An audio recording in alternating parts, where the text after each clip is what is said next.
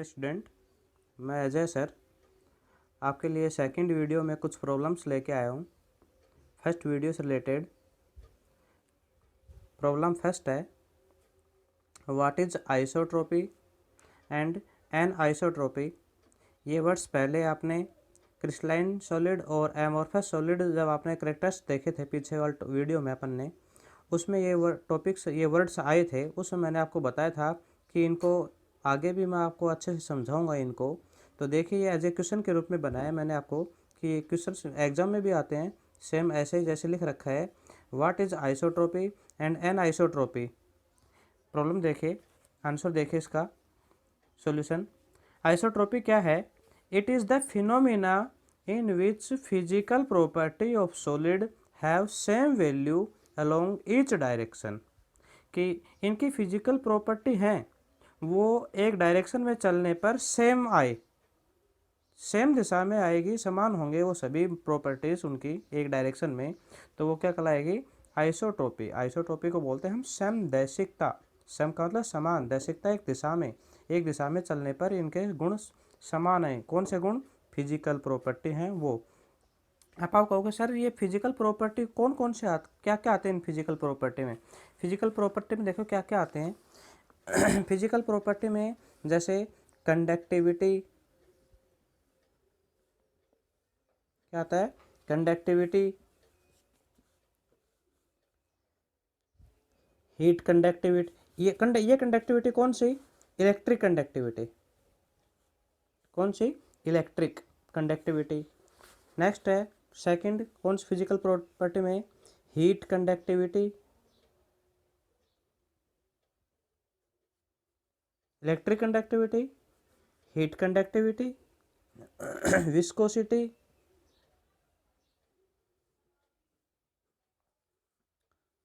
Density etcetera. ये physical property में आते हैं। तो फिजिकल प्रॉपर्टी है इनकी, एक डायरेक्शन में जब हम चलेंगे तो सेम वैल्यू प्राप्त होगी। सेम वैल्यू प्राप्त होगी तो वो क्या कहलाएंगे? आइसोटोपिक। जैसे मैं एग्जांपल के रूप में समझाना चाह रहा हूँ आपको एक डायग्रामेटिक रूप से कि सर सेम कैसे आएंगे ये। हम कोई फिजिकल प्रॉपर्टी में ये कई फिजिकल प्रॉपर्टी जैसे इलेक्ट्रिक कंडक्टिविटी है, हीट कंडक्टिविटी है, विस्कोसिटी है, डेंसिटी है, इनमें से अपन कोई दो प्रॉपर्टी ले रहे हैं इनके, जैसे इलेक्ट्रिक कंडक्टिविटी और हीट कंडक्टिविटी। इनको मैं ऐसे शो कर रहा हूँ, एक को डार्क और एक को लाइट, एक राउंड के रूप में। ये दो प्रॉपर्टी हैं। या एक लाइन एक देख लीजिए आप ऐसे कि ये है, ये जो गोला है डार्क, ये इलेक्ट्रिक कंडक्टिविटी को शो कर रहा है, ये इलेक्ट्रिक कंडक्टिविटी को शो कर रहा है, ये इलेक्ट्रिक कंडक्टिविटी को शो कर रहा है, ये इलेक्ट्रिक कंडक्टिविटी। ये जो प्रॉपर्टी इसकी, ये किसको शो कर रही है? इलेक्ट्रिक कंडक्टिविटी को। और ये जो प्रॉपर्टी है इसकी,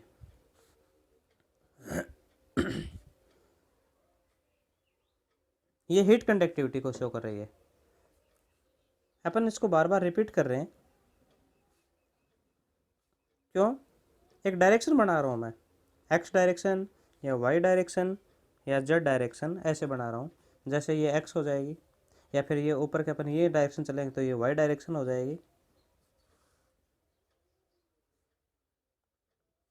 अल्टरनेट शो कर लिया अपन ने, अल्टरनेट रूप में। दोबारा ये आ जाएगा।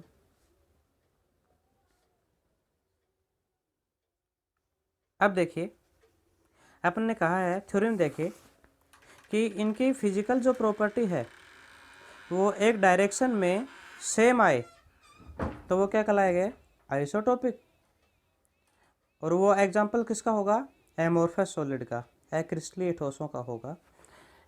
ये देखिए, जब अपन एक डायरेक्शन में चलें, एक डायरेक्शन ये डायरेक्शन एक्स डायरेक्शन में चलें तो सभी पॉइंट सेम है, तो ये क्या होगा? आइसोट्रोपी।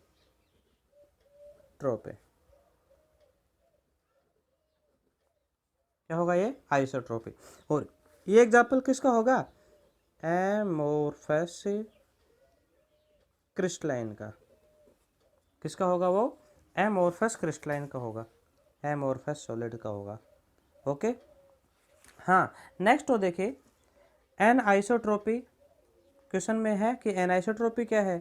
तो एन आइसोट्रोपी में ये हो जाएगा कि अपन ये तो एक्स डायरेक्शन में चले थे अपन, यदि वाई डायरेक्शन में चलें, देखिए यदि वाई डायरेक्शन में चलें अपन, तो ये फिजिकल प्रॉपर्टी हैं ये सेम नहीं आती, डिफरेंट आती है। एक बार डार्क गोला है वो, एक बार लाइटली है वो, एक फिर डार्क, फिर लाइट, फिर डार्क, तो क्या सेम आए क्या, ये फिजिकल प्रॉपर्टी शो कर रखी है अपन ने, ये क्या सेम आई एक डायरेक्शन में चले तब, नहीं, तो सेम नहीं आई, तो ये क्या होगा, एन आइसोट्रोपी।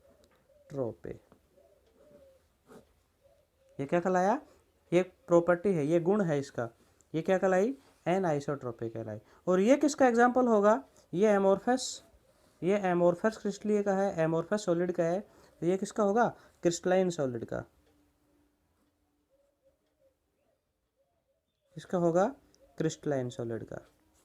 एक डायग्राम के रूप में समझाया मैंने आपको कि अच्छे से समझ में आए आप डायग्राम के रूप में, ठीक है। तो एक डायरेक्शन में चलने पर सेम यदि प्रॉपर्टी प्राप्त होती है अपन को, तब तो वो क्या होगा, आइसोट्रोपिक, आइसो हिंदी में बोलते हैं समदैशिकता, और एन आइसोट्रोपिक को बोलते हैं विषमदैशिकता, कि विषम आई, विषम प्रॉपर्टी आई इनकी।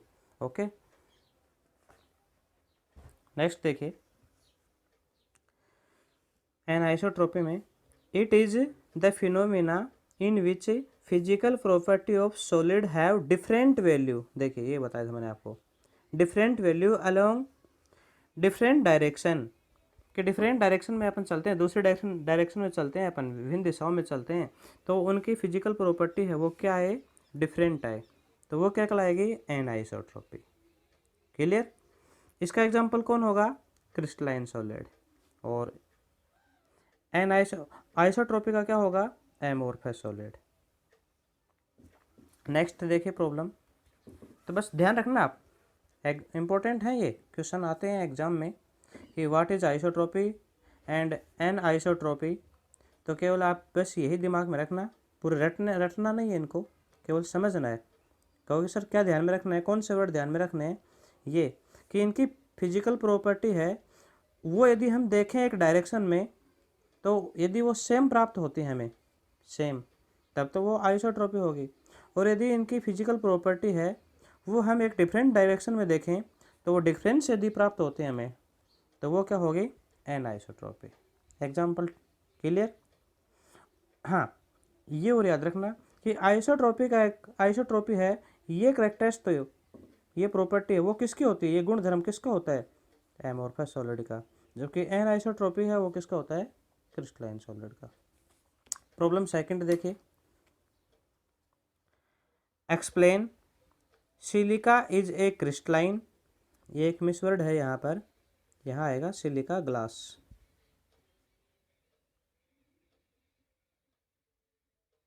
Silica glass.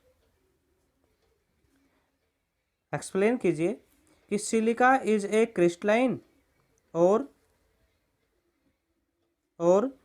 Silica glass amorphous solid. Silica का आपने 11th में फॉर्मूला पढ़ा होगा, सिलिका का फॉर्मूला SiO2,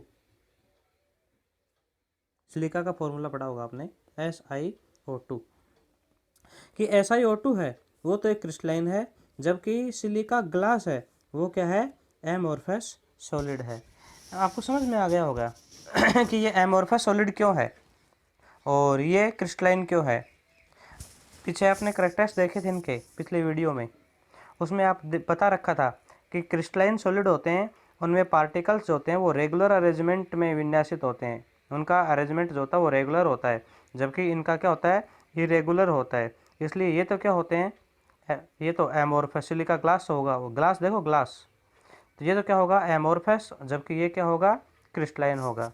देखिए सिलिका इज ए क्रिस्टलाइन, ये देखिए silica exist in the form of quartz and silica glass in quartz quartz particles are present in regular arrangement, यही है मेन वर्ड, ये है regular arrangement, in regular arrangement, so it is crystalline form, but in silica glass particles are present in, ये देखिए, irregular arrangement, so it is amorphous form या amorphous solid.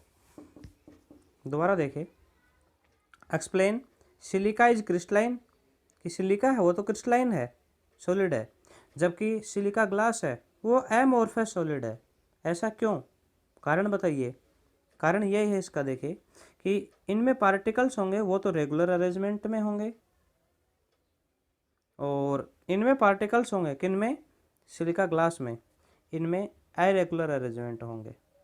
इसलिए ये तो क्या कहलाएगा, सिलिका तो क्या कहलाएगा, क्रिस्टलाइन, और सिलिका ग्लास क्या कहलाएगा, एमोर्फस। क्लियर। सेकंड फॉर्म तो आंसर पर यही ध्यान रखना आप कि सिलिका जो होगा उसमें तो पार्टिकल्स होंगे वो रेगुलर अरेंजमेंट में होंगे, जबकि सिलिका ग्लास में होंगे वो इरेगुलर अरेंजमेंट में होंगे। ओके। प्रॉब्लम थर्ड में देखिए, which form of silica is use in photovoltaic cell, कि फोटोवोल्टेइक सेल में सिलिका का कौन सा फॉर्म काम में लिया जाता है। Which form of silica is use in photovoltaic cell, कि फोटोवोल्टेइक सेल में सिलिका का कौन सा फॉर्म काम में लिया जाता है, क्रिस्टलाइन या एक्रिस्टलाइन फॉर्म काम में लिया जाता है। मतलब एक्रिस्टलाइन को बोलते हैं अपन एमोर्फस। आपको पता है सिलिका ग्लास काम में लिया जाता है ना, तो सिलिका ग्लास क्या है, एमोर्फस। ये रहा आंसर, क्या गया इसका, एमोर्फस फॉर्म। ओके।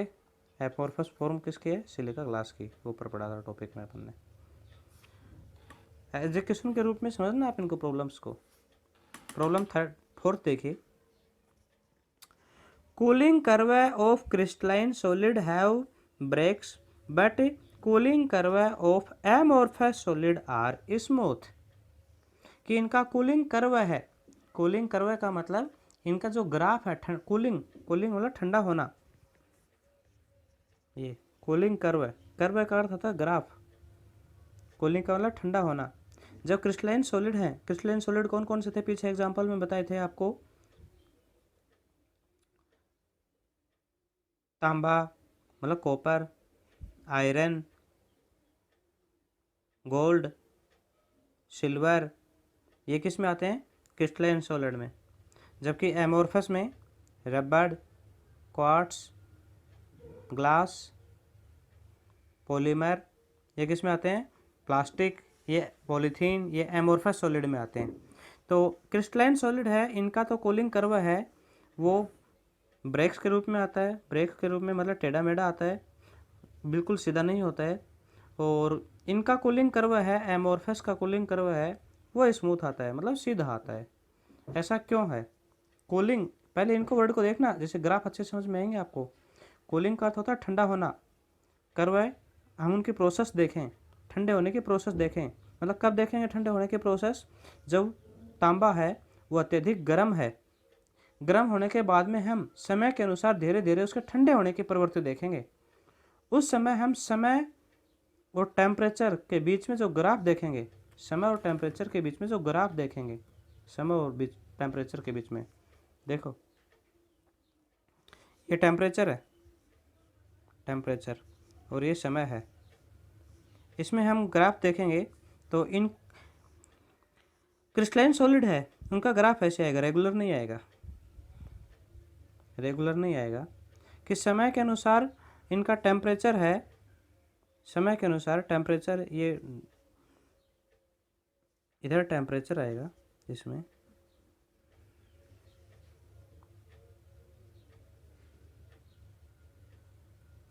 सही है।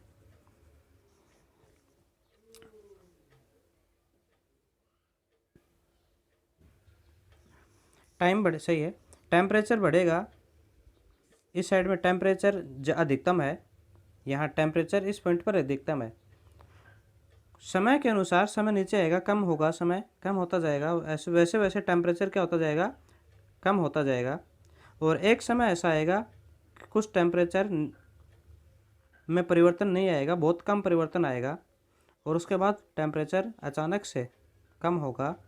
इसका अर्थ ये हुआ कि इसका जो कूलिंग कर्व है वो एक ब्रेक के रूप में टूटा हुआ सा लगता है, कि शार्प नहीं है बिल्कुल। तो इनका कूलिंग कर्व है तो ब्रेक्स के रूप में प्राप्त होता है, जबकि एमोर्फस है उनका देखो जैसे जैसे टाइम बढ़ता जाएगा वैसे वैसे इसका टेम्परेचर है यहाँ अधिकतम है, इधर बढ़ रहा है ना टेम्परेचर, तो यहाँ अधिकतम है, इस पॉइंट पर धीरे धीरे इसका टेम्परेचर क्या होता जाएगा, घटता जाएगा एक बिल्कुल निश्चित डायरेक्शन में, निश्चित दिशा में, और समान रूप से प्राप्त होगा, इसलिए इसका आएगा शार्प।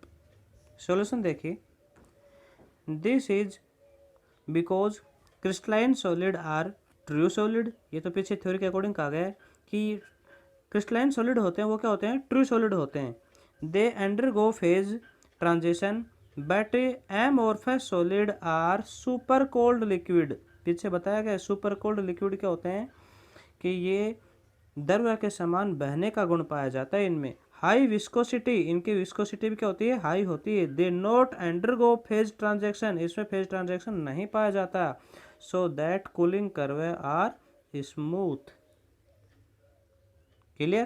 तो आप ऐसे समझना इनको कि जब इनके ठंडे होने की प्रवृत्ति देखी जाती है, तो ठंडे होने की प्रवृत्ति जब देखते हैं तो पहले तो क्रिस्टलाइन सॉलिड होता है, इनका टेम्परेचर अचानक से कम होता है, फिर कुछ समय के लिए इनका टेम्परेचर में कमी बहुत ही कम आती है, उसके बाद में अचानक से फिर कमी आती है क्रिस्टलाइन सॉलिड में।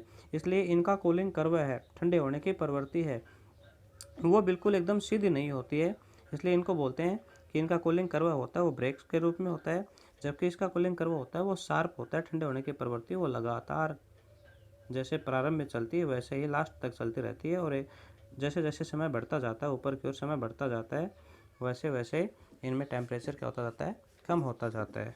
इसलिए इनका कूलिंग कर्व बिल्कुल शार्प आता है, जबकि इसका क्या होता है, टूटे हुए के रूप में आता है, ब्रेक्स के रूप में आता है। ओके, मिलते हैं डियर स्टूडेंट नेक्स्ट वीडियो में।